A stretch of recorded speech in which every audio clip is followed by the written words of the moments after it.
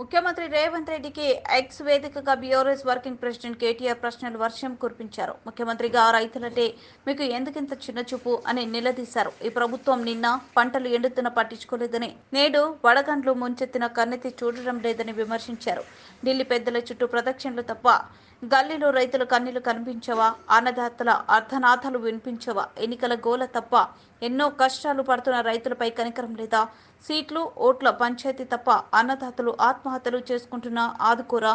ప్రజాపాలన అంటే 24 గంటల ఫక్తు రాజకీయమేనా? పార్టీ ఫిరాయింపులపై ఉన్న దృష్టి పంట నష్టంపై లేదెందుకు? పాడైన పంటలను పరిశీలించే తీరిక లేదా అని దుయ్యబట్టారు. హైకమాండ్ చుట్టూ చక్కర్లు కొట్టి కొట్టి రైతుల సమస్యలు వినే ఓపిక లేదా అని ఎద్దేవా చేశారు. ఇంతకాలం పచ్చని పైర్లు ఎండుతున్నా సాగునీరు ఇవ్వడం చేతగాదని మండిపడ్డారు. ఇప్పుడు నష్టపోయిన పంటలకు పరిహారం ఇవ్వాలన్న మనసు రావడం లేదా అని ప్రశ్నించారు. గుర్తుపెట్టుకోండి, ఎద్దు ఏడిచిన వ్యవసాయం, రైతు ఏడిచిన రాజ్యం బాగుండదని హెచ్చరించారు. అన్నదాతలకు జరుగుతున్న అన్యాయంపై భారత రైతు సమితి పోరాడుతూనే ఉంటుందని తెలిపారు. జై కిసాన్ జై తెలంగాణ అని ముగించారు.